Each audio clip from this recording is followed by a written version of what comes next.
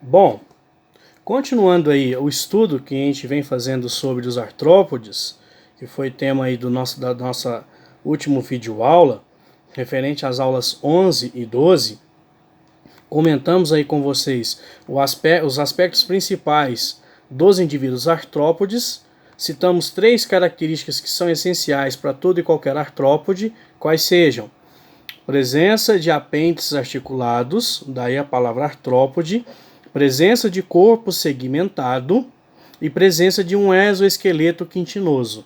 Essas três características são pertinentes aí a todas as classes do filo artrópode, tá?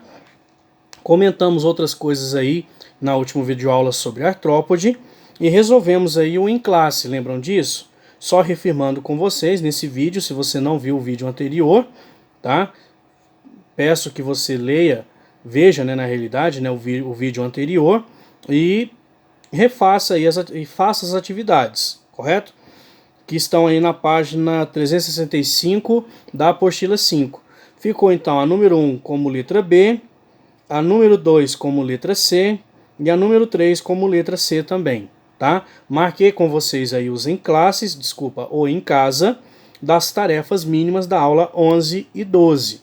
Por gentileza, façam aí se você não fez ainda, dá tempo, tá? Faça aí os exercícios, são poucos, correto? Bom, partindo agora para um aspecto mais próprio de cada classe, hoje a gente vai estar falando de duas classes propriamente ditas, tá? A gente vai passar então para um estudo mais detalhado, correto? No sentido de algumas estruturas que você encontra naquele artrópode, naquela classe de artrópode, tá? No slide que eu mandei para vocês aí, tem um slide aí que ele vem trazendo para a gente quais são as classes de artrópode que nós temos. Na realidade são o quê? São 5 classes de artrópodes. É a classe dos insetos, a classe dos crustáceos, a classe dos aracnídeos, a classe dos quilópodes e a classe dos diplópodes. Hoje vou estar tratando com vocês aqui sobre a classe dos insetos e a classe dos aracnídeos, correto? Bom,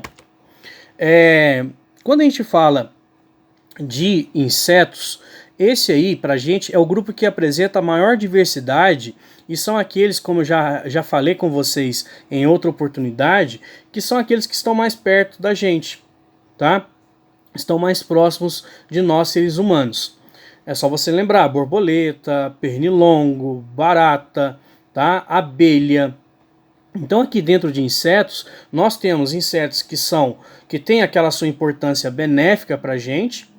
Por exemplo, insetos que fornecem casulos que vão se transformar em fios e vão formar um tecido que é a seda. Insetos que vão produzir uma substância açucarada, que você conhece como mel, e você vai utilizar como alimento. Você tem vários insetos que são agentes polinizadores, que permitem então que lavouras cresçam e deem aí para a gente os frutos da lavoura, né? Então a gente tem insetos aqui que são extremamente importantes para a gente, da mesma forma que a gente também tem insetos que são prejudiciais. Vamos pegar primeiro os insetos transmissores de doença. Vamos pegar da dengue, por exemplo, né? Nós temos o Aedes aegypti, que é um mosquito que faz o quê? Transmissão de doença, no caso da dengue, como também chikungunya, zika e por assim vai, febre amarela, né? Temos o barbeiro, que também faz o quê? Que é um inseto, que é da classe dos percevejos, que faz, com o nome de triatoma, que faz transmissão da doença de Chagas. Temos, por exemplo, o mosquito prego, que vai estar fazendo o quê? A transmissão da malária. O mosquito palha, que vai fazer a transmissão da leishmaniose, e por assim vai. A gente tem vários tipos de artrópodes no caso de insetos, que fazem transmissão de doenças. Daí seu lado negativo. Outro lado negativo para inseto é quando você fala de pragas. Aí você vai lembrar de estágios larvais, por exemplo, né? Lagarta, de alguns tipos de insetos que comem a lavoura. Tá? Ou você tem ele propriamente dito ali, um inseto que vai lá e pegar e formiga, por exemplo, corta as folhas da planta e por assim em diante. Correto? Então aí ficaria estabelecida a sua importância nesse caso aí dos insetos. Outra coisa que a gente poderia falar é, vai para mim, se você tiver aí com a disponibilidade de ter aí aberto, o slide que eu mandei para vocês, tá? Pause o vídeo aí, se você tiver essa possibilidade, vai numa tabela que está nos slides, onde está artrópode, vem grupos, aí vem algumas características, tipo divisão do corpo, número de patas, número de antena, quelíceras, pedipalpos e mandíbula, tá? Vai nesse slide aí para mim se você tiver essa possibilidade. E acompanha também no seu material, nessa página aí que eu falei para vocês aí.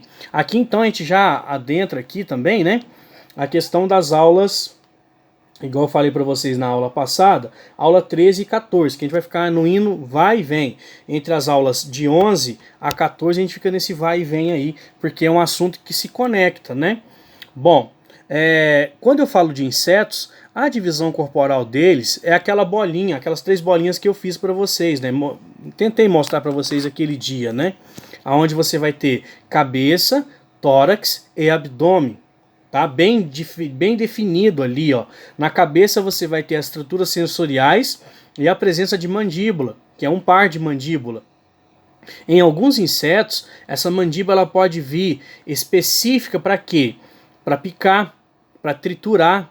Para picar, por exemplo, o pernilongo, para triturar, por exemplo, o gafanhoto. Tá? Ou eu posso ter ainda nessa região uma probóscide, que é uma estrutura que faz tipo uma trombazinha de um elefante, tá? Essa trombazinha do elefante chama-se probóscide, tá? E ela está presente em alguns tipos de insetos, correto? Nesse caso você pode pensar, por exemplo, a borboleta, para ela retirar o néctar das plantas, ela usa essa probóscide para sugar esse néctar aí, correto? Bom, mas no caso, voltando, né? Divisão corporal de inseto, cabeça, tórax e abdômen. Tá? Número de patas de insetos. Eles possuem 3 pares, 3 de cada lado do tórax deles. Correto? Aí nesse caso aqui, você também pode chamar eles, por causa dessa característica, de hexápodes, indivíduos com 6 patas. Outra questão, número de antenas deles, eles possuem 1 par de antenas. Correto? Eu posso ter aqui ainda indivíduos que possuem asas, tá? Então as asas aparecem aqui e dão uma adaptação muito grande para os insetos, no sentido de mobilidade, para eles se espalharem, para eles irem de um ambiente para outro ambiente. Aqui eu posso ter aquilo que eu chamo de dípteros, onde eu tenho indivíduos com 2 asas ou 1 par de asas, ou os indivíduos que possuem 4 asas, ou seja, 2 pares de asas. Você vai lembrar, por exemplo, da libélula, tá? A libélula tem 4 asinhas. Você vai lembrar da borboleta, no caso um díptero, onde você tem 2 asas ou 1 par. E tem ainda aqueles insetos que têm esses 2 pares, mas um par é eficiente e o outro é de proteção. Como assim eficiente? Um par se abre para o indivíduo voar e o outro vem e recobre por cima para protegê-lo.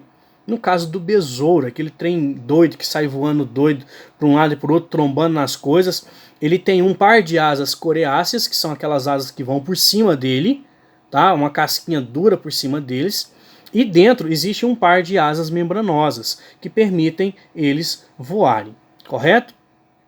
Quando se fala da reprodução de inseto, aqui tem uma coisa bem interessante, que o desenvolvimento pós-embrionário deles, ou seja, depois que se forma um embrião, ele pode ser de 3 jeitos. Tá? Um desenvolvimento chamado de ametábulo, onde o indivíduo não passa por metamorfose, simplesmente vai acontecer essa sequência. Ocorre a formação do zigoto, esse zigoto forma um embrião, esse embrião forma um indivíduo. Desse indivíduo, eu tenho um adulto. Ou eu posso ter aquilo que a gente chama de holometábulo. Ó, então eu tenho ametábulo sem metamorfose. E posso ter aquele holometábulo, que o indivíduo vai passar por uma metamorfose completa. Como assim? Eu vou ter lá o zigoto, Desse zigoto vai ser formado um embrião. Esse embrião vai formar um estágio larval, no caso a lagarta. Essa lagarta geralmente ela é herbívora e tem muitas patas, tá? Chega no momento da vida que essa lagarta ela se esconde, ela se protege dentro de um casulo, que também pode ser chamado de pupa ou crisália. Ali dentro acontece uma metamorfose completa, sai dali um indivíduo totalmente diferente. No caso, por exemplo, uma borboleta ou uma mariposa. Mas o que aconteceu? De uma lagarta forma-se a mariposa, de uma lagarta forma-se uma borboleta. Então aqui eu vou ter uma metamorfose completa. Por isso, holometábolo, correto? Ou eu posso ter um intermediário, os dois, uma metamorfose parcial, que é o que nós chamamos de hemimetábolo. Hemimetábolo. O que seria isso? Eu vou formar o zigoto. Desse zigoto forma um embrião e forma um indivíduo que ele é quase igual ao adulto, só que vai faltar algumas características para ele. Por exemplo, amadurecimento dos órgãos sexuais, ou quando o indivíduo adulto tem asas, a falta de asa. Forma um indivíduo intermediário aqui chamado de ninfa. Aí a partir dessa ninfa, ela se desenvolve e forma um indivíduo adulto. Detalhe, eu falei intermediário, mas não considere como larva. Eu não tenho uma larva aqui. Eu vou ter um indivíduo de transição, que já tem a semelhança do adulto, porém, ele tem que se desenvolver ainda para formar totalmente o adulto. Correto? Então essas daí seriam as características pertinentes ao grupo dos insetos. Correto? Ao grupo dos aracnídeos, o que eu posso fazer? Essa mesma interpretação que eu fiz acima com as características que estão no slide aí. Eu poderia falar o seguinte: aracnídeo, quem são os aracnídeos? Principalmente aranhas e escorpiões. Então daí já vem a sua problemática. Aracnídeo pode provocar acidentes com os seres humanos através da inoculação de veneno. Tá? Então aqui eu vou ter indivíduos peçonhentos, indivíduos que têm estruturas que conseguem inocular o veneno no indivíduo. Pode ser uma presa ou pode ser nós, seres humanos. No caso das aranhas, fica na frente delas, em uma estrutura chamada de quelícera. Tanto é que se você acompanhar na linha aí do slide, ó, vai ter assim, ó, quelícera e um par.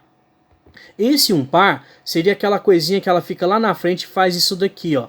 Na ponta dessa quelícera vai abrir aqui, ó, de um lado uma presa, do outro lado outra presa, aonde ela vai fazer esse movimento e picar a pessoa. No que pica a pessoa, você tem a inoculação do veneno, ok? Quando eu pego o escorpião ele vai ter ali, ó, atrás do seu abdômen um negocinho chamado de pós-abdômen. E nesse pós-abdômen sobe faz-se uma volta nesse pós-abdômen e abre-se nele ali, ó, forma-se nele uma pequena agulhinha chamada de aguilhão. É onde que o escorpião faz esse movimento e pica a pessoa, consequentemente inoculando o veneno. Daí a definição para esses dois indivíduos, aranha e escorpiões, de indivíduos não somente venenosos, mas também peçonhentos, pela capacidade de inoculação do veneno, tá? Bom, a divisão corporal de artrópode, ela vai ser caracterizada pela fusão entre a cabeça e o tórax, formando uma estrutura chamada de cefalotórax. Então, o cefalotórax nada mais é do que a junção da cabeça e do tórax em uma peça só, tá? Então, eles possuem cefalotórax e abdômen. Abdômen, tá? Depende de como é que foi escrito aí na sua apostila, beleza?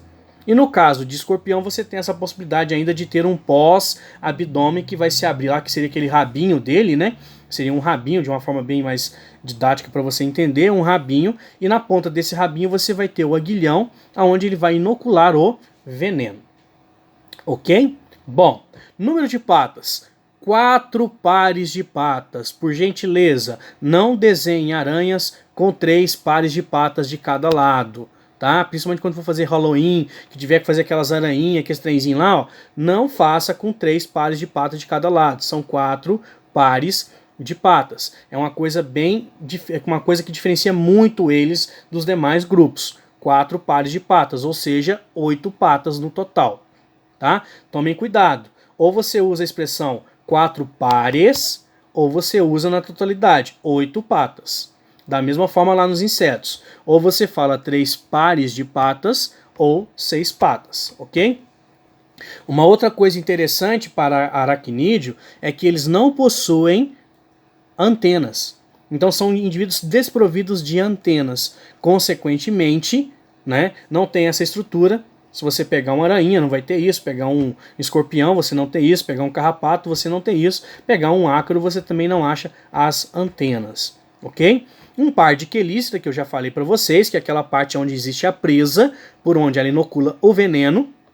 E uma coisa importante, do lado das quelíceras, aí você vai lembrar do escorpião, que tem aquelas pinças assim, ó, tá?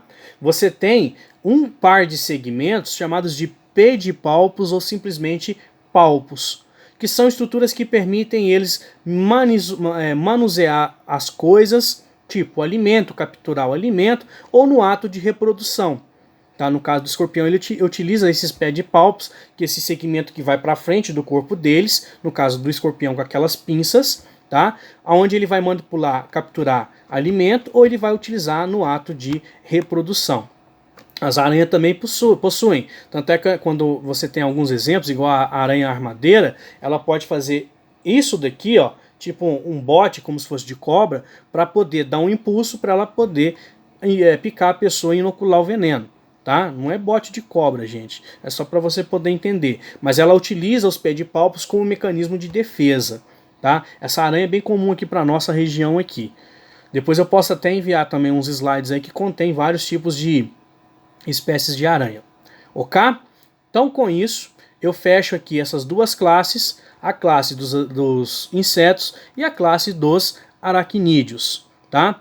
As atividades a serem feitas eram das aulas passadas, então das aulas 12, 11 e 12. Por enquanto não é necessário você fazer das aulas 13 e 14. Por quê? Eu ainda vou fazer aqui com vocês a explicação das outras 3 classes. Aí sim, na hora que eu acabar as 3 classes, a gente resolve a atividade em classe e marca aí o plural para a casa de vocês, ok? Novamente agradeço a vocês aí pela paciência com a gente aí nos vídeos, tá? O prestígio em visualizá-los, tá? E peço que realizem aí a leitura dessa parte, que eu já expliquei para vocês, tanto a parte introdutória quanto a dessas duas classes. Qualquer dúvida, entrem em contato comigo, tá? Tô tranquilo aí, de boa, pode entrar em contato. Beleza? Até o nosso próximo encontro. Aquele abraço.